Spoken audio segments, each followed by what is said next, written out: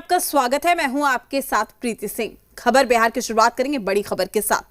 Patna AIIMS में मारपीट मामले से जुड़ी ये खबर है, जहां डॉक्टर्स के अनिश्चितकालीन हड़ताल के ऐलान के बाद विधायक चेतन आनंद, उनकी पत्नी और 2 सुरक्षा कर्मियों के खिलाफ फुलवारी शरीफ थाने में एफआईआर दर्ज कराई गई है। इससे पहले रेजिडेंट डॉक्टर्स ने सुरक्षा की मांग को लेकर हड़ताल पर जाने की चेतावनी दी थी। ये बड़ी खबर आप तक पहुंचाने बड़ी जानकारी।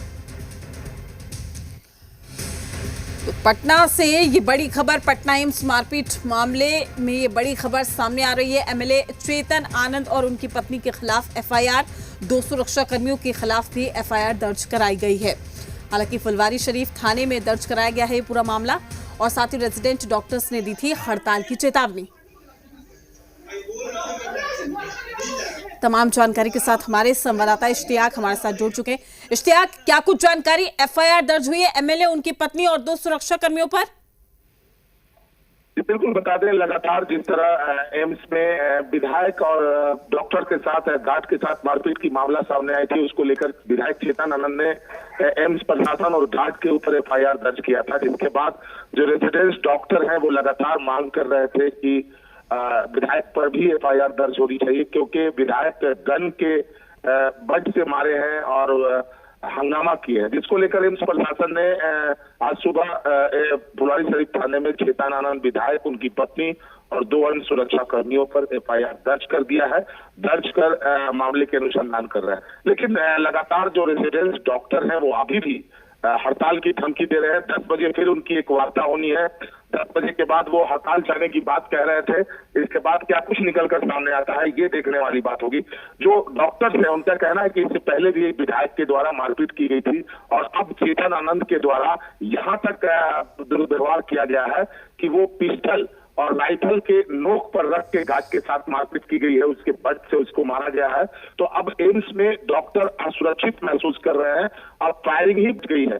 ऐसे में एम्स प्रशासन से जो डॉक्टर्स हैं वो मांग कर रहे हैं कि कहीं ना कहीं हम लोगों की सुरक्षा बढ़ाई जाए, हम लोगों की सुरक्षा को बढ़ाया जाए, और साथ ही जो इस तरह की गलती करने वाले लोग हैं उन पर एफआईआर दर्ज किया जाए। इसको लेकर प्रोटेस्ट की बात आ रही है, हड़ताल की बात आ रही है।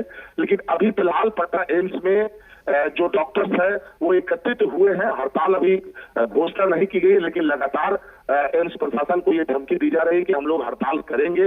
एम्स प्रशासन वार्ता कर रही है, क्या कुछ वार्ता में निकलता है ये देखने वाली बात होगी, क्योंकि एम्स एक बड़ा संस्थान है और वहां डॉक्टरों का हड़ताल पर जाना कहीं ना कहीं मरीजों की मुसीबत बढ़ा सकती है।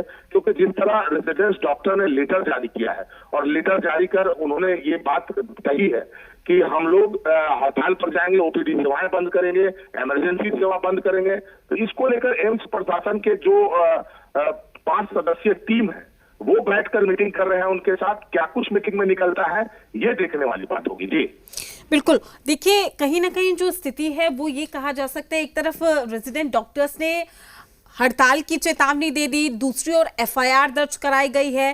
क्या कोई आधिकारिक बयान इस पूरे मसले पर निकलकर सामने आया है?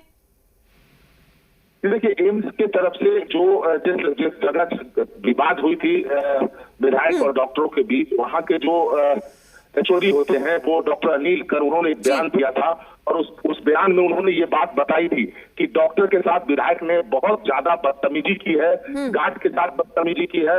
इस मामले को लेकर हम लोगों ने, जो एम्स के डायरेक्टर होते हैं वो क्योंकि 2 जगह के प्रभार में है, उनके पास पटना एम्स भी है और देवघर एम्स के भी वो डायरेक्टर हैं। तो देवघर में कल राष्ट्रपति की कार्यक्रम थी, इसको लेकर वहां वो व्यस्त थे, इसी वजह से एफआईआर में विलंब हुई है। अब उन्होंने फोन पर जिस तरह डायरेक्शन दिया है उस डायरेक्शन पर एफआईआर दर्ज किया गया है, और आज वीडियो कॉन्फ्रेंसिंग के जरिए जो 5 सदस्यीय टीम है वो डायरेक्टर से वार्ता कर रहे हैं, डॉक्टर जो हड़ताल की धमकी दे रहे हैं उनसे वार्ता कर रहे हैं। ये पूरा मामला कुछ ही देर में क्लियर हो जाएगा कि क्या विधायक की ओर से कोई स्टेटमेंट सामने आया? चूंकि अभी आप जिक्र कर रहे हैं कि एचओडी की ओर से भी ये कहा गया कि डॉक्टर्स के साथ भी बदतमीजी की गई, अभद्रता की गई यहाँ पर एमएलए की ओर से, तो क्या इसको लेकर चेतन एमएलए ने, विधायक ने किसी तरह को कोई स्टेटमेंट दिया है जिसमें उन्होंने जिक्र किया हो कि उन्होंने आखिर ऐसा वहां पर क्या हुआ था?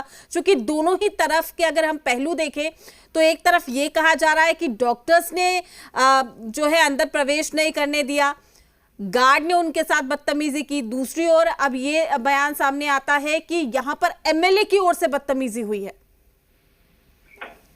बिल्कुल, जिस तरह एम्स प्रशासन की तरफ से कल जो बयान जारी किया गया था, उसको लेकर अभी तक चेतन आनंद की तरफ से किसी भी प्रकार की प्रतिक्रियाएं मीडिया के सामने नहीं आई है।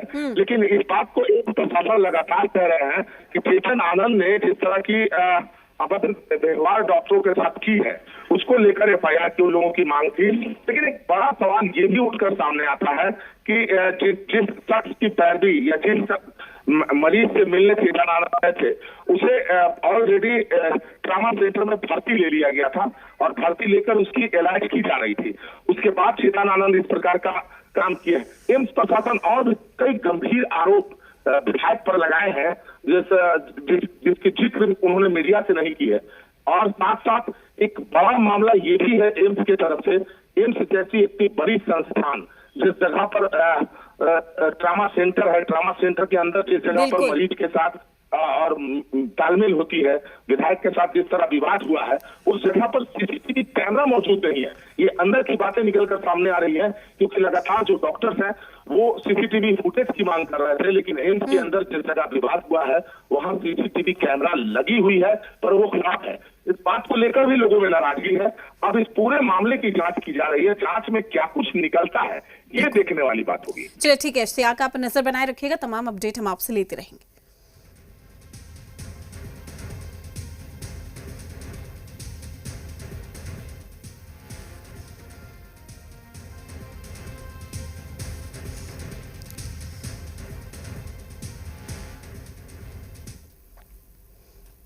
मुजफ्फरपुर के राजेपुर थाना की मीनापुर